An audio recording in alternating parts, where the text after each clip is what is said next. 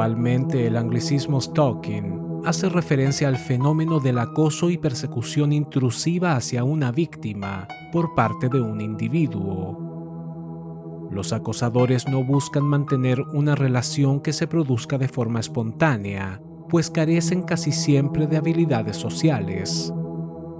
Por lo general, tienen ideas delirantes sobre el amor o la amistad, padecen de trastornos mentales, baja autoestima y son incapaces de aceptar la idea de que la persona a la que admiran posea intimidad, sea distante o inaccesible. Están obsesionados con ellas y las idealizan, por lo que es fácil que se ofendan o decepcionen si sus acercamientos no son correspondidos y muchas veces reaccionarán de forma maliciosa.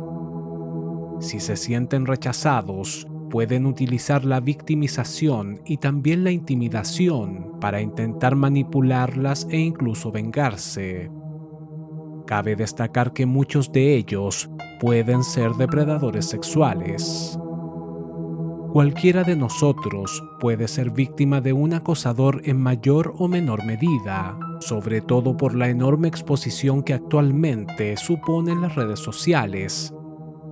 Pero aquellos que gozan de cierta popularidad y son más ingenuos pueden ser el blanco perfecto de sujetos que harán todo lo posible por llamar su atención. Antes de que las redes sociales fueran un escaparate masivo, la industria del cine, la música y la televisión ofrecían una verdadera vitrina de celebridades exitosas, talentosas y atractivas, que muchas veces fueron acosadas por admiradores obsesivos y en algunas ocasiones extremadamente peligrosos. Un claro ejemplo de ello es Mark David Chapman, que el 8 de diciembre de 1980 asesinó a tiros a John Lennon en Nueva York, a pesar de que poco antes era su ídolo. También se podría incluir al uruguayo Ricardo López, quien en 1996 envió un libro bomba a la cantante islandesa Björk antes de suicidarse. Por suerte, el artefacto no causó víctimas fatales. Otro caso icónico es el de Nathan Gale, quien en el año 2004 ingresó a un club nocturno en donde se realizaba un espectáculo musical, subió al escenario junto a los músicos y asesinó a 5 personas, entre ellas al afamado guitarrista de Pantera, Dimebag Darrell, antes de ser abatido por la policía. Gale era un fanático de la banda, pero culpaba a Darrell de su separación y decidió vengarse. Todos estos sujetos intentaron interactuar de una u otra forma con sus ídolos antes de atacarlos. Creían tener una relación especial con ellos y al sentirse ignorados, rechazados o traicionados, actuaron de forma violenta.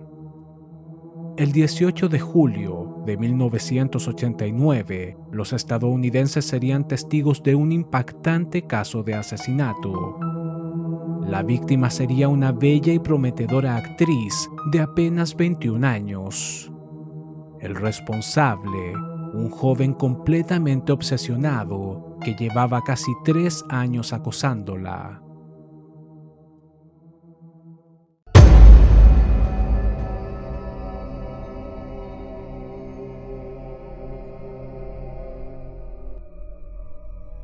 Entre 1980 y 1990, las comedias familiares o sitcom vivieron una verdadera edad de oro en los Estados Unidos.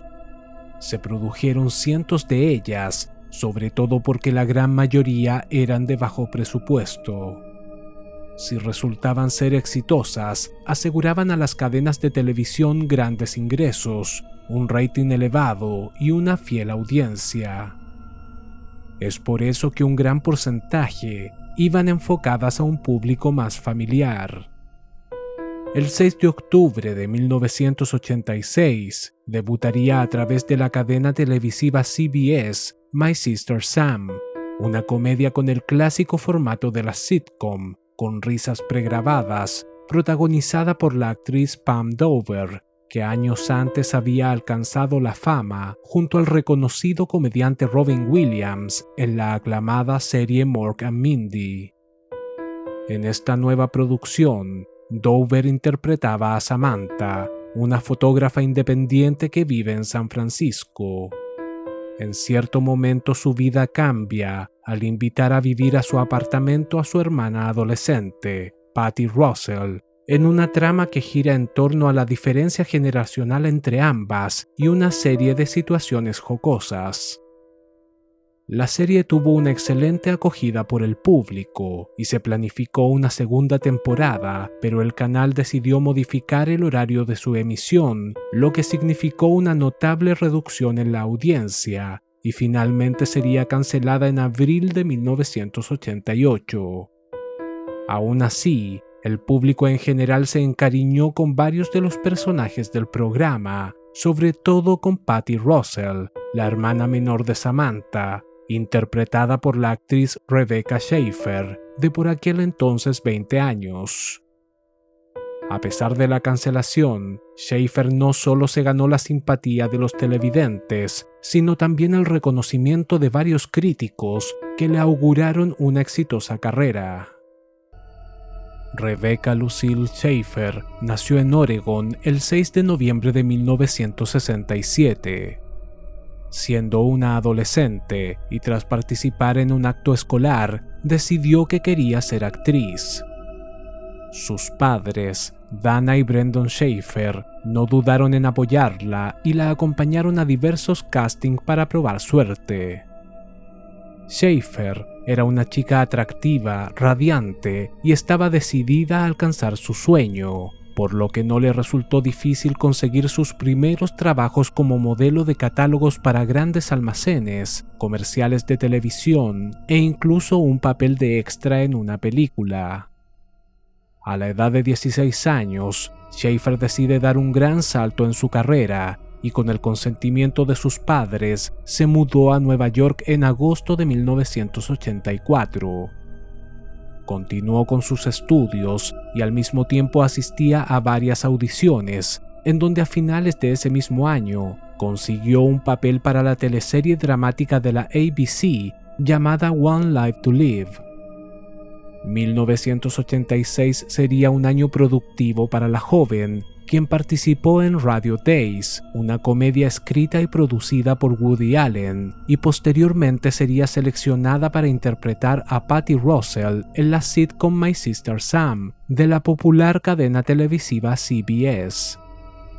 Esta vez se trataba de un papel protagónico en una serie que sería vista por millones de estadounidenses y podía significar un enorme ascenso en su carrera como actriz. Tras la emisión de los primeros capítulos, el programa tuvo un excelente rating y una buena acogida por la crítica. Los productores estaban especialmente conformes con las interpretaciones de todos los actores y actrices, destacando la química y naturalidad reflejada ante las cámaras por los dos personajes principales, Samantha y Patty Russell. Gran parte de los integrantes de My Sister Sam describieron a Schaeffer justamente como si se tratara de una hermana pequeña. De hecho, Pam Dover, que interpretaba a Samantha, la invitó a vivir con ella por una temporada hasta que encontrara un nuevo apartamento y ambas se hicieron muy amigas.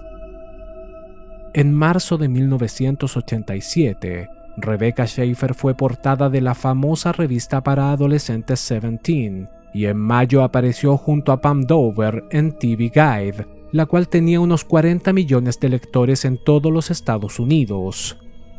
Además, sería invitada a varios programas de televisión, transformándose en una figura pública. Sin embargo, al mismo tiempo, debía lidiar con algunas realidades derivadas de la fama. Schaeffer recibía a diario cientos de cartas de admiradores.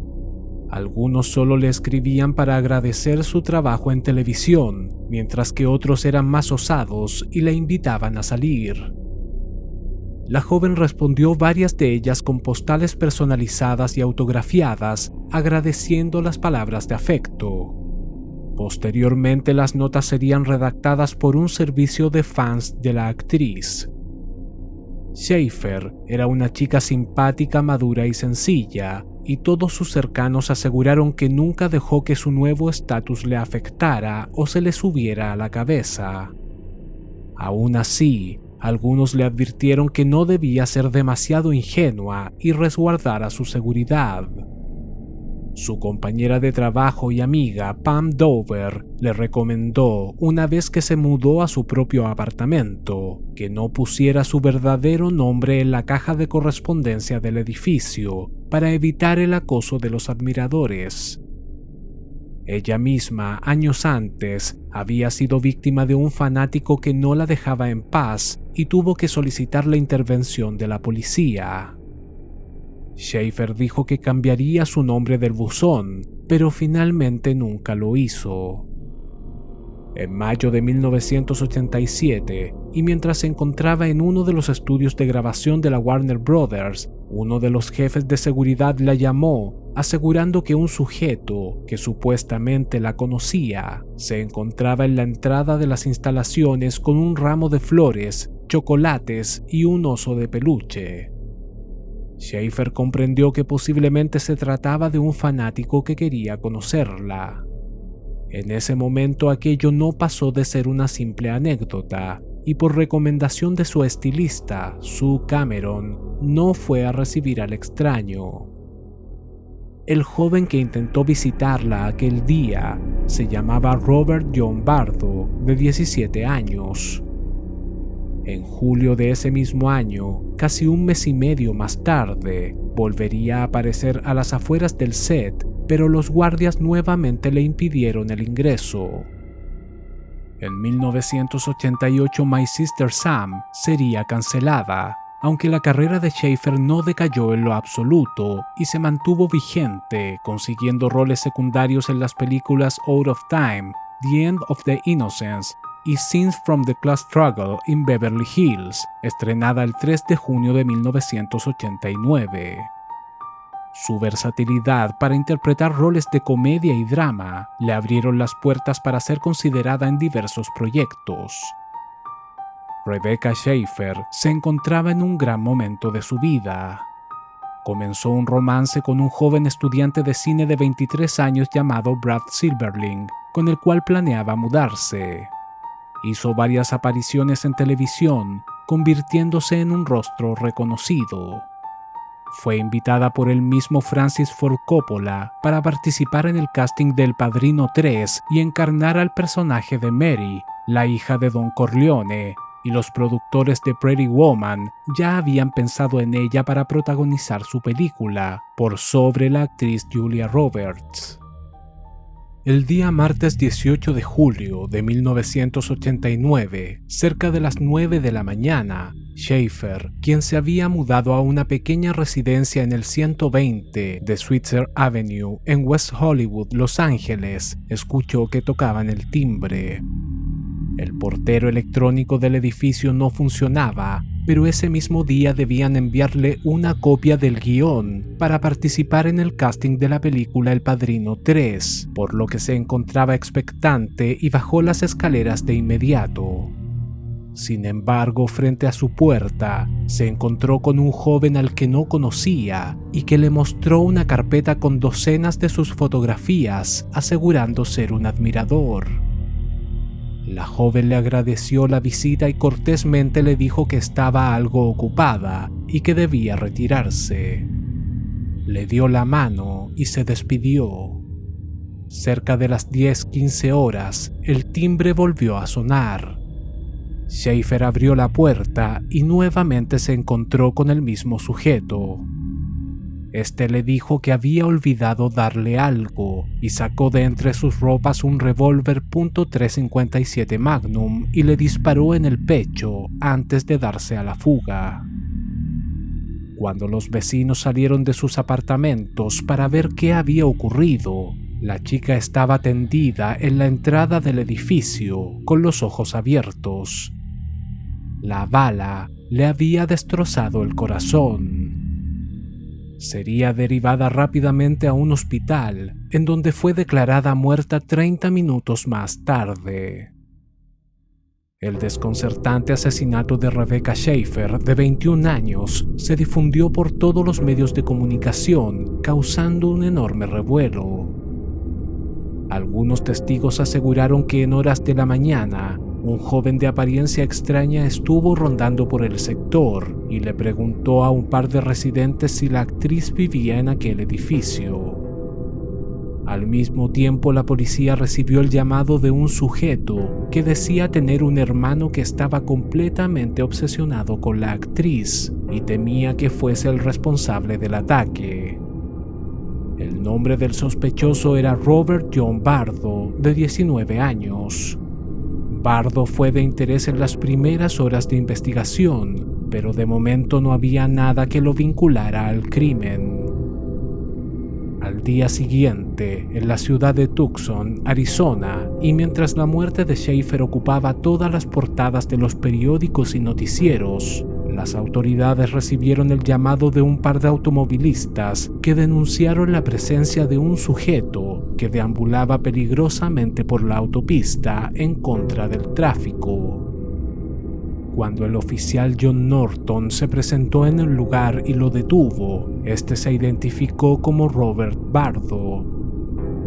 Entre lágrimas, confesó haberle disparado a una persona y solicitó que lo pusieran bajo arresto. Posteriormente, y tras ser llevado a la comisaría, reconoció haber asesinado a la actriz Rebecca Schaeffer. Robert John Bardo nació el 2 de febrero de 1970 en el estado de California, aunque su familia se mudaría con frecuencia hasta finalmente radicarse en Tucson, Arizona, en 1983. Era el séptimo de un matrimonio entre una inmigrante japonesa y un suboficial de la Fuerza Aérea de los Estados Unidos. Desde muy pequeño demostró tener un comportamiento errático y era constantemente molestado por sus compañeros de escuela y sus propios hermanos, que lo consideraban extraño.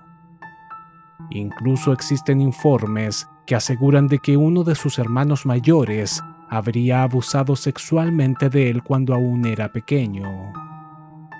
A pesar de que Bardo era un alumno sobresaliente, poseía una personalidad agresiva, depresiva y obsesiva, sujeta a bruscos cambios de humor. De hecho, existían varios antecedentes familiares de trastornos y enfermedades mentales.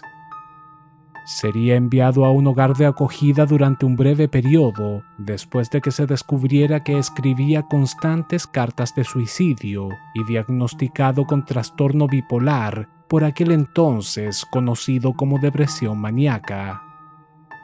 Sin embargo, lo que más llamaba la atención de su personalidad era el grado de fascinación que podía demostrar con respecto a ciertos temas y algunas celebridades. A principios de 1983, Samantha Smith, una chica estadounidense de 10 años, alcanzó la fama internacional después de enviarle una carta al secretario general del Partido Comunista de la Unión Soviética, Yuri Andropov, para solicitar la paz entre ambos países en mitad de la Guerra Fría. Andropov respondió su carta y le invitó cordialmente a su país, despertando gran expectación en los medios internacionales. Smith viajó junto a sus padres a Moscú y Leningrado y fue ovacionada por el pueblo soviético, quienes además la colmaron de regalos y reconocimientos.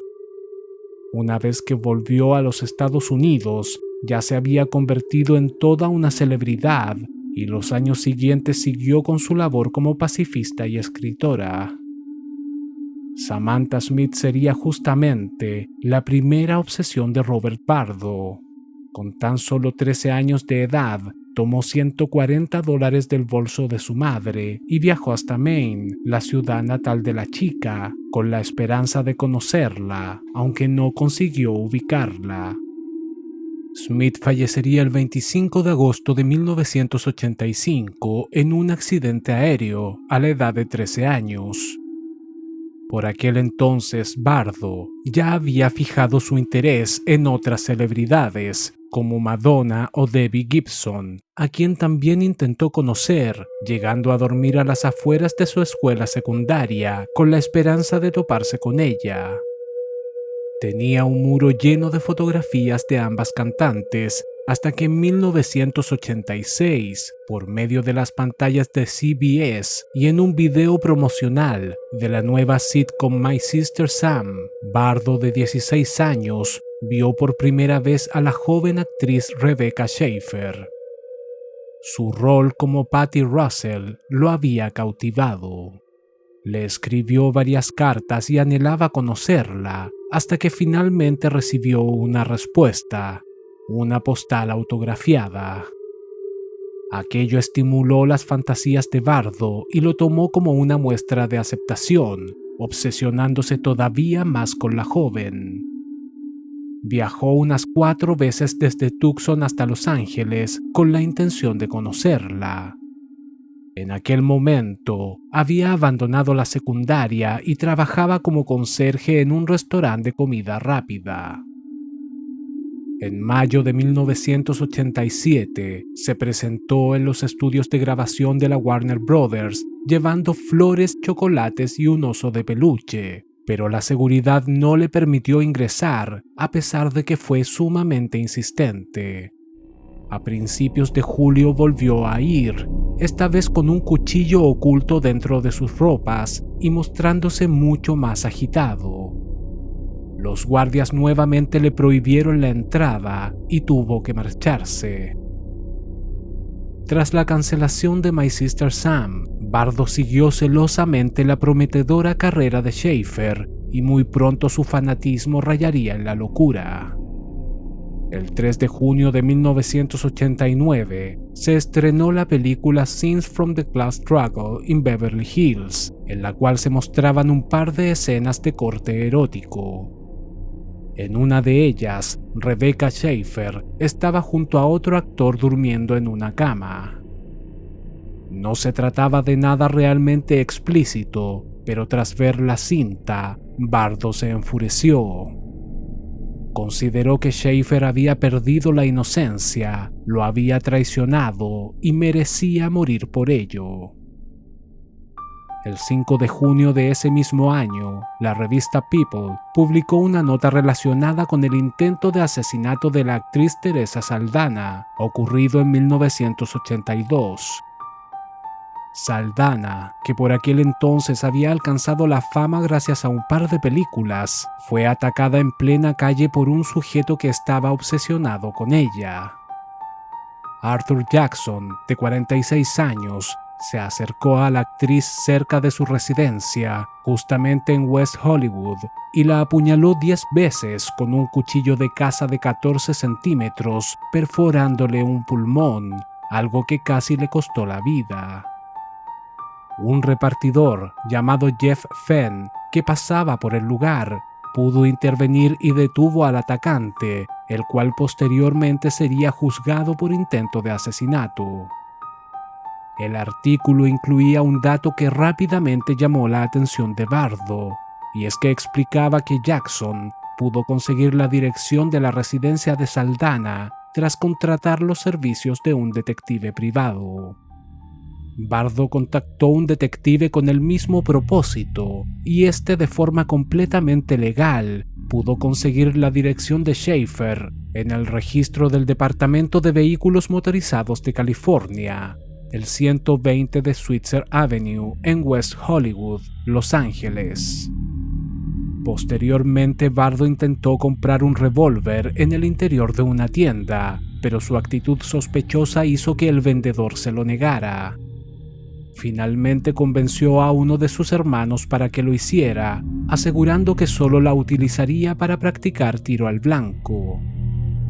Fue así como obtuvo una .357 Magnum con balas de punta hueca. El día 18 de julio de 1989 llegó a Los Ángeles cerca de las 5 de la mañana.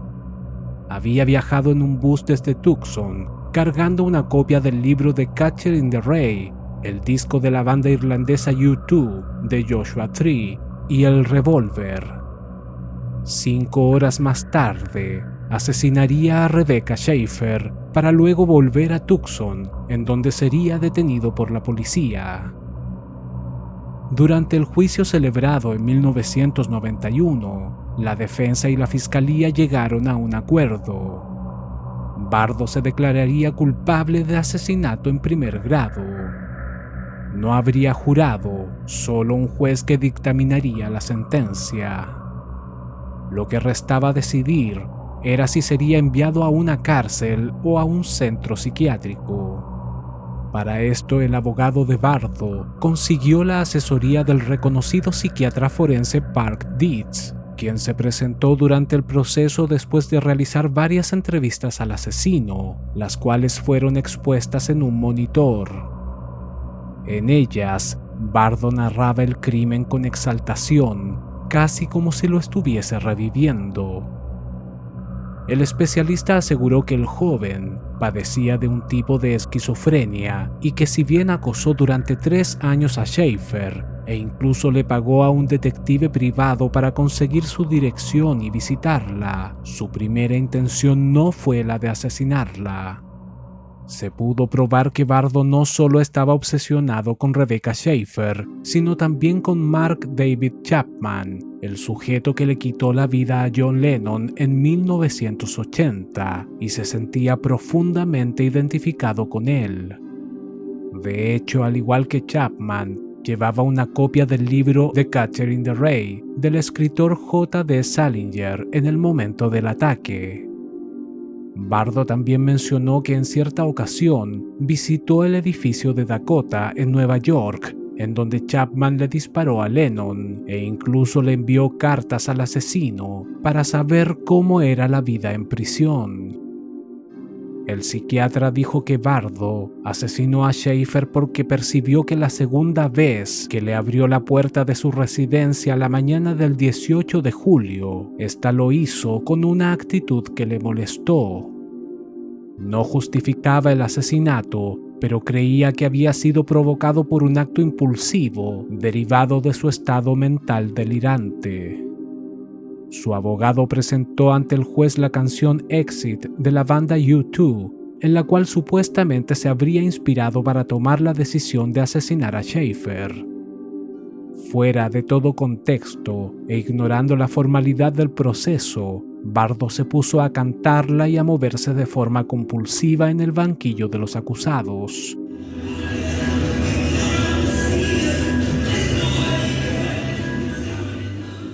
Por otro lado, la fiscalía afirmó que Bardo actuó con premeditación y que era perfectamente consciente de lo que estaba a punto de hacer cuando decidió viajar desde Tucson hasta Los Ángeles en busca de Schaeffer. Poco antes, le había escrito una carta a una de sus hermanas que decía lo siguiente: «Tengo una obsesión con lo inalcanzable. Tengo que eliminar lo que no puede ser mío». Pista 1967 a 1989. Esta última frase hace alusión a la fecha de nacimiento y muerte de Rebecca Schaeffer, lo que indica que estaba decidido a matarla.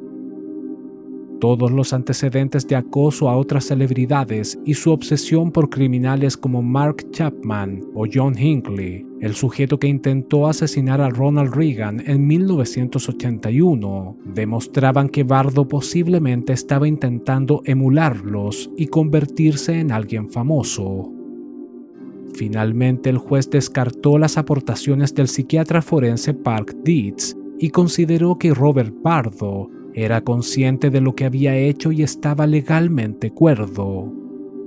Sería encontrado culpable de asesinato en primer grado y condenado a cadena perpetua sin posibilidad de libertad condicional. El asesinato de Rebecca Schaeffer supuso un duro golpe para el mundo del espectáculo. Se trataba de una joven talentosa, con un futuro brillante y muy querida por el público en general.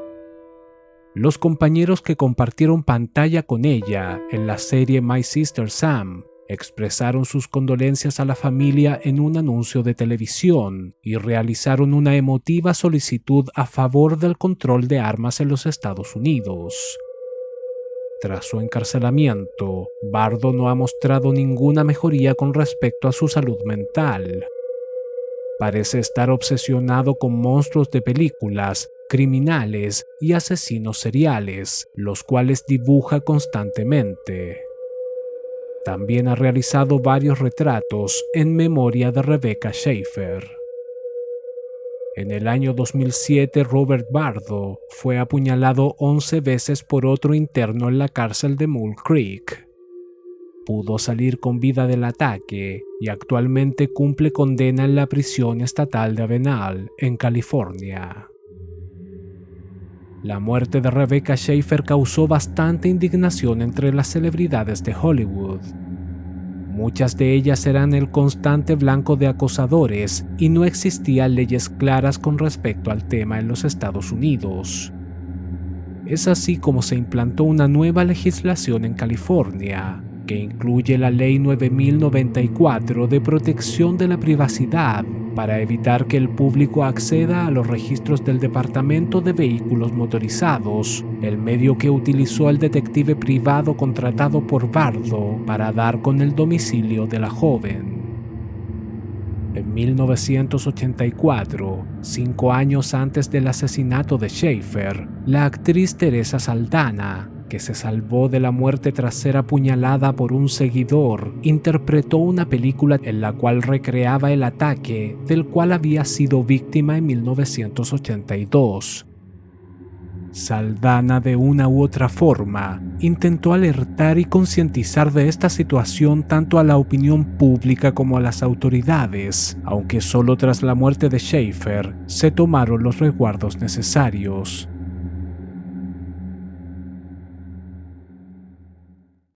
Si este video te gustó, dale like, suscríbete y compártelo en tus redes sociales. Esto me ayudaría mucho para seguir subiendo este tipo de contenido. Recuerda hacer clic en la campanita para recibir un mensaje cada vez que suba un nuevo video. Te invito a visitar mi otro canal, La Crónica Inquietante, un espacio orientado al misterio, personajes extraños, sucesos impactantes de la historia y otras curiosidades. El link se encuentra en la descripción. También podrás encontrar el enlace para comprar mi libro Monstruos Humanos, en donde ahondo en el tema de los asesinos en serie. Mi nombre es Álvaro y este es el canal del crimen.